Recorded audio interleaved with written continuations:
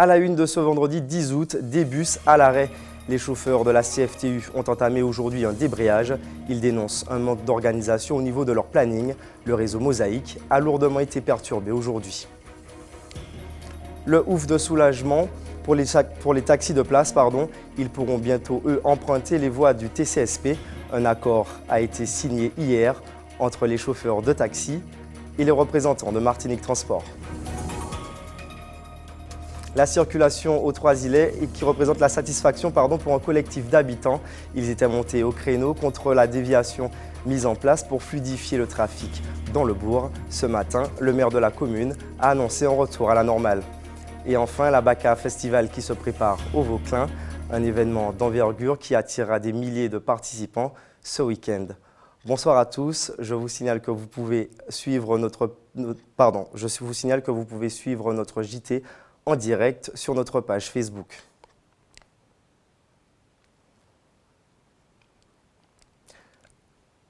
Mesdames, Messieurs, bonsoir. Je suis ravi de vous retrouver pour ce journal que vous pouvez suivre en direct sur notre page Facebook. Grève sur le réseau de la CFTU ce matin. Les chauffeurs ont entamé un débrayage. Ils se plaignent des conditions de travail, notamment de leur planning. Une quarantaine de lignes de bus étaient à l'arrêt. Les négociations ont été entamées depuis ce midi. Regardons ce reportage de Sandrine Claude. La gare routière de la Pointe-Simon, quasiment déserte. Depuis très tôt ce matin, 38 lignes du réseau Mosaïque sont à l'arrêt. Une mauvaise surprise pour Aurélie et Veina qui attendent un bus en vain. On est bloqué. On s'était renseigné, vu qu'on est jeune, on s'était renseigné sur internet, sur le site de Mosaïque et ils n'avaient pas informé qu'il y avait une grève. Du coup, on est obligé d'appeler des parents qui sont peut-être occupés et ça cause un gros problème parce qu'on s'était déjà organisé pour vraiment prendre le bus. Et ce ne sont pas les seuls à ne pas être au courant du débrayage de ce matin. Beaucoup doivent trouver un plan B. Par le bien de quelqu'un, je suis arrivée à Fort-de-France et je constate qu'il n'y a pas de bus. Et je travaille tout à l'heure, donc c'est vraiment contraignant, embêtant et puis voilà. On ne nous a pas donné le motif, on ne nous a pas dit pour quelle raison en fait il n'y aurait pas eu de bus ce matin. Tu te retrouves pénalisée? Oui, je me retrouve pénalisée. En fait, je dois travailler tout à l'heure à 14h30. Je ne sais pas comment je vais faire. C'est suite à des modifications de leur planning que les chauffeurs ont décidé d'entamer ce mouvement. Un changement qui officieusement aurait été fait pour s'appliquer à la circulation du TCSP. En tout, 7 points figurent dans la liste de revendications des agents. En fin de matinée, les deux parties sont entrées en négociation. Mais au bout de 3 heures d'échange, la réunion a été suspendue sans aucune avancée. Les débats ont repris en fin d'après-midi et à l'heure où nous bouclons, ils sont toujours en cours. La nouvelle est tombée ce matin. Les taxis de place sont autorisés à utiliser les voies du TCSP. Un accord a été trouvé lors d'une réunion entre les chauffeurs et la direction de Martinique Transport. Il sera effectif dès la mise en circulation des BHNS ce lundi. En réalité, il s'agira d'une phase de test. L'autorisation s'étend jusqu'au mois de décembre. De leur côté, les chauffeurs de taxis collectifs se disent lésés. Regardez ces réactions récoltées par Sandrine Claude. La collectivité a décidé d'entendre notre revendication et que nous sommes pour l'instant satisfaits puisque à titre expérimental, on sera autorisé jusqu'au mois de décembre à circuler avec le TCSP. Nous aurons quand même des choses à respecter et on ne va pas traverser comme ça, comme une route libre. Il y a des feux, il faudra qu'on connaisse très bien le fonctionnement. Et dans les jours à venir, c'est ce que nous allons préciser avec les utilisateurs que sont les bus. Le seul flou dans l'histoire, c'est de savoir que moi, par exemple, en tant que chauffeur de taxi de Sainte-Luce, mon tarif me fait 3,50 € pour quelqu'un que je transporte. J'embarque de Sainte-Luce pour Carrère. Est-ce que ça va être toujours les 3,50 € ou bien ça va être diminué dessus, puisque tout en sachant qu'ils veulent diminuer sur le tarif, parce que ça fait, je crois, 1,45 € de Carrère à ici. Moi, je prends quelqu'un de Carrère à ici, 2,50 €. Vous voyez, il y a une grosse différence. Alors, est-ce que ça va rester sur la même base? Ou bien on va me dire, bon, monsieur Maurice, voilà, vous allez transporter les passagers de Sainte-Luce à Carrère sur tel tarif. C'est la punition pour les chauffeurs de taxi. interurbain pour nous obliger à faire ce qu'on ne veut pas faire. Je fais un transport public de la même façon que le TCSP et je trouve que c'est aberrant parce que le TCSP, on a existé avec avant. C'est pas à nous d'être pénalisés parce qu'on fait un transport public de voyageurs, de même titre que le BHNS. Enfin, vous verrez dans les prochains jours qu'est-ce qu'on fera, on ne dévoile pas. Pour rappel, l'exploitation commerciale du TCSP est prévue ce lundi 13 août dès 11 h. Eux, en revanche, ont obtenu gain de cause. Les habitants de la rue des Grottes aux Trois-Îlets s'étaient opposés à la déviation dans la rue principale du bourg. Les va-et-vient des véhicules devant leur maison étaient devenus source de nuisances. Après un entretien ce matin avec le maire, la décision a été prise de revenir au précédent sens de circulation. Un sujet de Johan Boulard. Voici la route de la discorde. Une semaine que les véhicules y sont déviés. Ce balai incessant irrite profondément les riverains. Personnellement, je suis dans la montée à chaque accélération de camions, semi-remorques, bus, klaxons, voitures dans les véhicules. Je vis un enfer. Je suis malade, j'ai subi 5 interventions chirurgicales et j'estime que j'ai besoin de calme et de détente. Nous n'avons pas du tout été avertis de ce changement et nous nous trouvons en face de véritables problèmes. Cette voie communale est connue pour abriter de nombreuses personnes âgées. Depuis le 1er août, elle joue un rôle de départemental pour désengorger le bourg. Je ne peux pas traverser. Vraiment, ça gêne beaucoup. Hier, j'ai essayé de compter. J'avais voulu compter hier soir, à partir de 8 h, combien de voitures qui a monté, descendu. J'ai dit non, quand même. Mais finalement, je suis là, je ne dors pas. Mes yeux me font mal, je suis opérée des yeux et tout. Alors, quand monsieur le maire passe devant ses administrés... Il court pour nous voir. Il nous a vus là, il court. Et il se reconnaît très bien. Je vais lui voir à la mairie dans 5 minutes. Direction la mairie. On va se faire entendre. La rue qui sort de l'école, la rue qui monte. On est obligé d'en arriver à là puisqu'on n'a pas eu de considération avant. Nos demandes de rendez-vous n'ont pas abouti. Donc là, avant de passer à d'autres étapes, on s'est dit, on vient à la mairie. Ils seront finalement reçus. Après son mea culpa quant au manque de communication, la municipalité annonce le retour à la normale. L'action que nous avons menée auprès de la mairie, du préfet, a peut-être obligé les autorités compétentes à prendre en compte nos griefs. Donc nous avons fait cet essai et aujourd'hui cet essai n'est pas concluant, donc il est tout à fait normal, comme vous l'avez dit, que nous revoyons les choses et que nous insistons pour que les déviations prévues dans le plan local d'urbanisme, même dans le schéma d'aménagement régional, eh bien que cela se mette en place avec la CTM. Les habitants de la rue des Grottes sont repartis apaisés. Dès ce soir, ils pourront à nouveau dormir sur leurs 2 oreilles. Pour la 2e année consécutive, l'association Made in Jeune Ambition organise une journée autour de la nutrition, du sport et de la santé. Avec nous, Kevin Flourian, président de l'association. Kevin, bonsoir. Bonsoir. Merci d'avoir accepté notre invitation. En quoi consiste cette journée? Alors, c'est tout simple. Alors, les MSC, Made in Santé Challenge, est une action qui rentre dans le cadre d'un vaste projet que l'association Made in Jeune Ambition a entrepris depuis quelques mois. Il s'agit du projet Santé, Nutrition, Sport. Cette matinée sportive a pour but de donner goût ou de redonner goût à la pratique du sport au travers de 3 activités, natation, course ou marche à pied et jeu d'obstacles. Bien sûr, tout ceci est agrémenté avec des professionnels en rapport avec le bien-être, la santé, donc diététiciens, nutritionnistes, coachs sportifs et autres. Ce n'est pas un programme minceur, c'est un concept qui permet à tout un chacun, comme on pourrait dire, de 7 à 77 ans, donc en famille, entre amis ou seul, de pouvoir se donner un challenge, de pouvoir reprendre confiance en soi, afin justement d'avoir une hygiène de vie saine et équilibrée.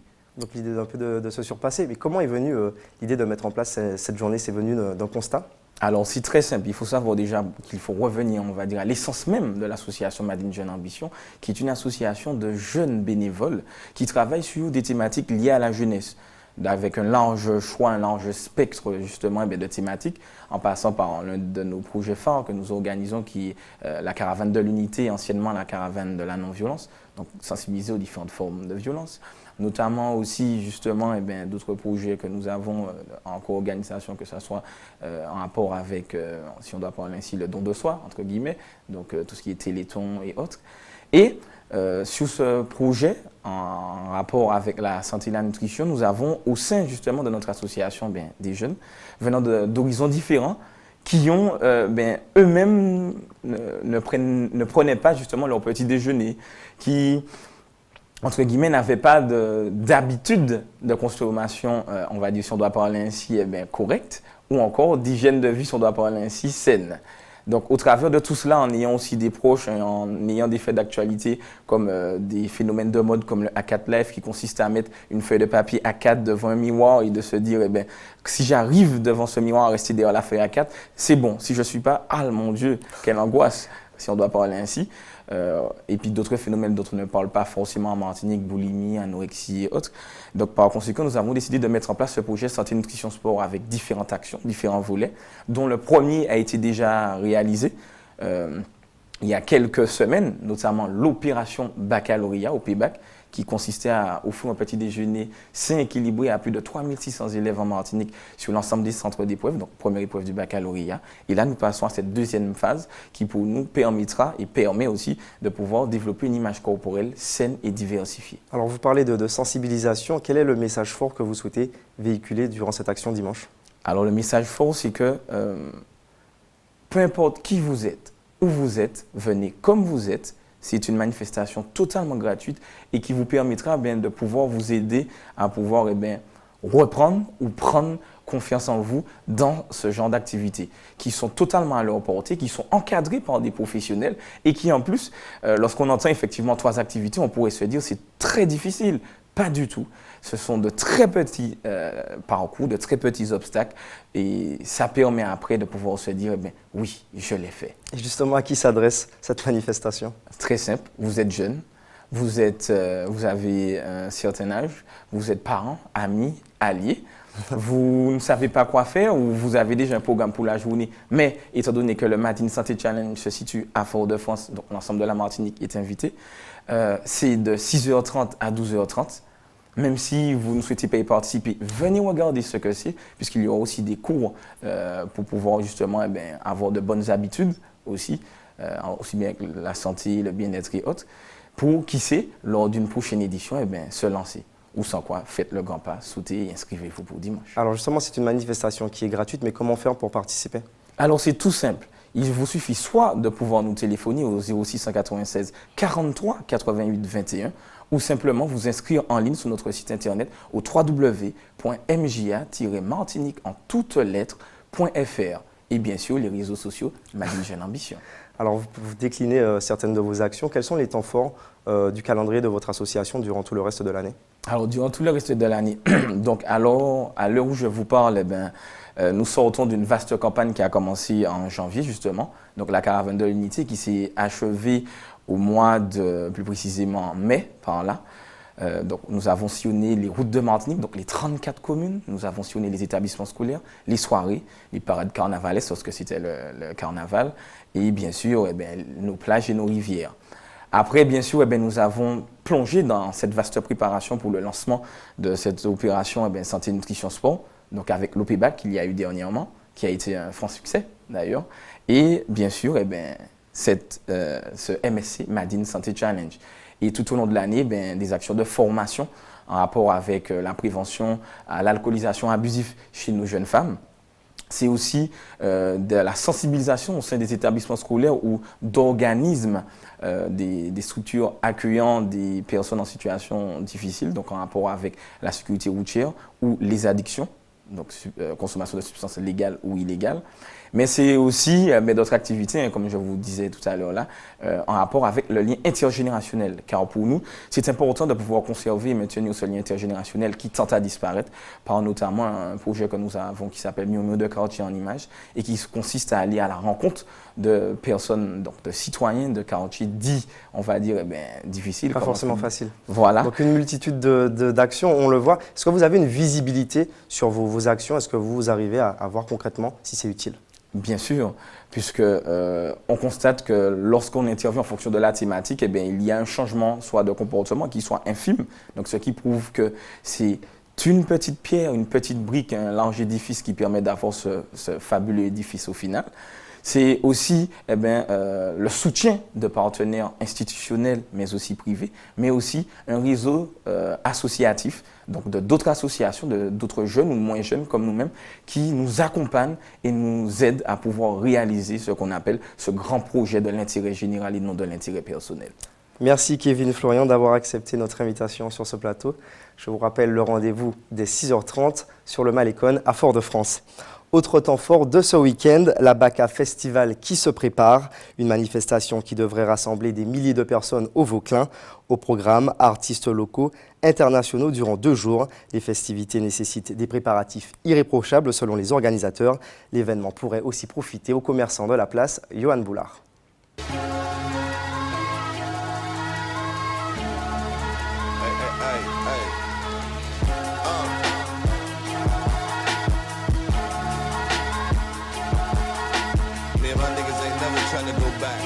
Ça fait une dizaine de jours maintenant qu'on travaille pour le nettoyage du site en collaboration avec la mairie du Vauclin. Donc avec dès 6 h du matin où il y a tous les jours des pelleteuses et des camions qui vident le site. Plusieurs équipes en fait qui interviennent sur plusieurs pôles. On a essayé de répartir et en travaillant avec essentiellement des équipes locales parce qu'on a un savoir-faire qui est bien établi aujourd'hui et c'est, je pense à mon sens, essentiel de le préciser. Sachant quand même que pour une structure aussi importante et un événement aussi important, on a fait appel à des structures et de l'expérience également métropolitaine.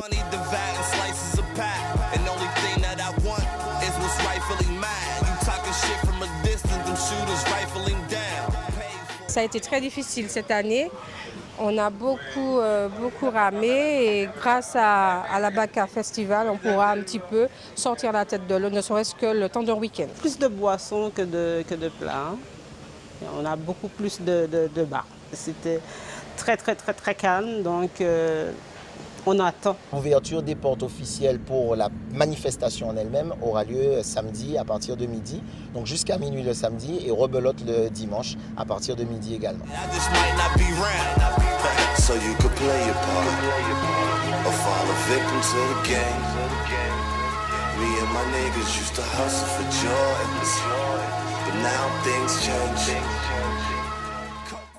Un week-end décidément riche en animation musicale. Outre la Baka Festival, se tient également en Martinique le festival Big in Jazz.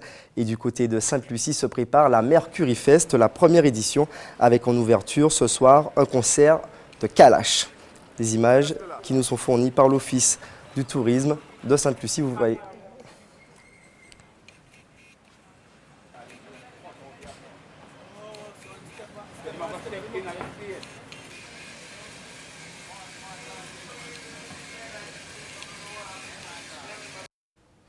Et la fête promet d'être belle. En cyclisme, la 7e étape du Tour de Guadeloupe est revenue aujourd'hui à Edwin Sanchez Anzola du team CCD. Il s'impose à Petit Canal au terme des 155 km avec 10 secondes d'avance sur le Martiniquais Thierry Rago. Kélian Duro du VCS complète le podium. Le point sur le classement, notamment de nos coureurs, avec Karil Chassol. Derrière ce trio, Karl Legrand de l'UVN est 4e à 11 secondes, 5e Thomas Humphries du CCB Foundation, 6e Jonathan Salinas de l'USL, 7e Grégory Hérin du même club, 8e Widji Relmi du team Nicolas Dubois, 9e Boris Karen, le maillot jaune du team CCD et 10e Froze Marcel. Tous ces coureurs sont à 11 secondes du vainqueur. Concernant les autres Martiniquais, 40e Willy Wozo à 11 secondes du vainqueur, 58e Michael Stanislas à 24 secondes et 60e Kevin Copet-Largit à 29 secondes d'Anzola. Au classement général, pas de grands changements dans les 10 premiers. Boris Karen du team CCD a toujours 13 secondes d'avance sur Jonathan Salinas, 46 sur Francisco Mancebo, 58 sur Jonathan Navas. Ever Alexander Guerrero est 5e à 1,41. 6e, Louis Sablon du team Nicolas Dubois à 2,22. 7e, Bruno Langlois de la Barbade à 2,25. 8e, Diego Milan d'Integra à 2,26. 9e, Pierre Almeida du team Pro Imo à 2,36. Et 10e, Léonel Diaz-Espita du team CCD. Il est à 3 minutes et 18 secondes de son partenaire de club, Boris Karen. Le premier Martiniquais, c'est Willy Wouzou. Il est 13e à 4,48 du maillot jaune. 22e, Michael Stanislas à 16,04. 43e, Thierry Rago à 52,44. Et 69e, Kevin Copette-Largit. Il est à 1h, 33 minutes et 56 secondes du leader. Pour rappel, hier, Cédric Eustache a abandonné et dans la nuit, Yolande Sylvestre, malade, a fait de même. Place maintenant au JT des communes, toujours plus proche de vous.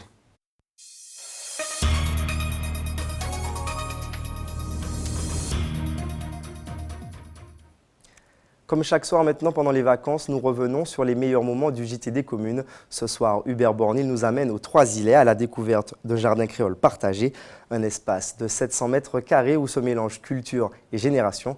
Regardons ce reportage d'Hubert Bornil avec Valérie Vincent. Comme le Brésil ou Cuba, la Martinique se met à l'heure du jardin partagé. On appelle ça encore jardin permaculaire. On va trouver toute bagaille, tomates associées, puis concombres, aubergines, même dachinan. Regardez comment ça pousse. Une parcelle d'environ 700 mètres carrés déboisée et surplombant la baie des Trois-Îlets. Bienvenue au jardin. On dira plutôt le jardin créole partagé. Ces jeunes-là aussi, si on peut investir, c'est bon. Parce que nous-mêmes, on va dire que nous sommes plus jeunes qui adultes. Là, il y a plus d'adultes qui jeunes. Donc si les jeunes ont venu un petit coup de main aussi, c'est bon. Le projet est supporté par la Conférence des financeurs Prévention Perte d'autonomie, mais c'est le CCAS qui l'encadre. C'est bien sûr dans une continuité d'un maillage, du moins de projets sociaux mis en place par la ville, tels que les ateliers cuisine tournés avec un accent santé. Donc on se disait qu'il fallait aller jusqu'au bout de l'action et y intégrer justement la culture de ce qui serait sain. L'objectif étant de renforcer les liens intergénérationnels et ainsi permettre aux résidents de pratiquer une activité saine tout en se réappropriant certains processus ancestraux. On n'a pas planté dans le sol, on a fait hors sol. Et avant on disait que les tomates n'allaient pas avec les concombres, et comme on voit, vous voyez bien que les tomates et les concombres, ça s'entend très très bien. Je vais faire des étages en bas, c'est madame là, comme il n'y a pas de pile dedans. Je vais installer, je vais arroser, je vais mettre des plantes en nourrice. Je connais un chou, je mange du chou, mais c'est la première fois que je vois grandir un chou du petit, et je ne savais pas que ça se passait comme ça. Tomates, aubergines, gombo, plantes médicinales, tout ou presque est représenté dans ce jardin ouvert à tous.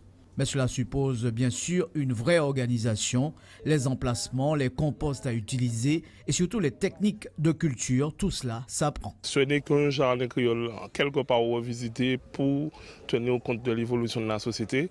Mais on fait du paillage comme on faisait dans le jardin créole, on fait de l'association de culture comme on fait dans le jardin créole. On plante aussi bien des fruits, des légumes, des ignames et autres. Mais on a du chou caraïbe derrière. Donc on est vraiment en fait dans la prolongation de ce que mon grand-père faisait à l'époque. Le jardin partagé en remède au lien social, l'idée trace son sillon et fait de plus en plus d'adeptes. Le soir, on est fatigué, mais une fatigue saine. Donc on dort très bien le soir. De beaux plans et une belle initiative ont encouragé. Même moi qui ne suis pas originaire de la commune, désormais je pourrais venir un jour dans la semaine ou deux participer à cette belle affaire. C'est la fin de votre journal local et régional. Avant de nous quitter, voilà les titres que nous avons développés ce soir. Des bus à l'arrêt. Les chauffeurs de la CFTU ont entamé aujourd'hui un débrayage. Ils dénoncent un manque d'organisation au niveau de leur planning. Le réseau Mosaïque a lourdement été perturbé aujourd'hui. Le ouf de soulagement pour les taxis de place. Ils pourront bien emprunter les voies de circulation dédiées au TCSP. Un accord a été trouvé lors d'une réunion entre les chauffeurs et Martinique Transport. La satisfaction d'un collectif d'habitants aux Trois-Îlets. Ils étaient montés au créneau contre la déviation mise en place pour fluidifier le trafic dans le bourg. Ce matin, le maire de la commune a annoncé un retour à la normale. Et enfin, la Baca Festival se prépare. La manifestation est l'un des temps forts du mois d'août, un événement musical d'envergure. Durant tout un week-end, le Vauclin accueillera des milliers de participants. Tout de suite, voici l'actualité nationale et internationale avec nos confrères de BFM TV. Ensuite, à 20h, côté ciné, puis votre divertissement. Chérie, épouse-moi maintenant. Je vous souhaite une agréable soirée sur les antennes d'ATV.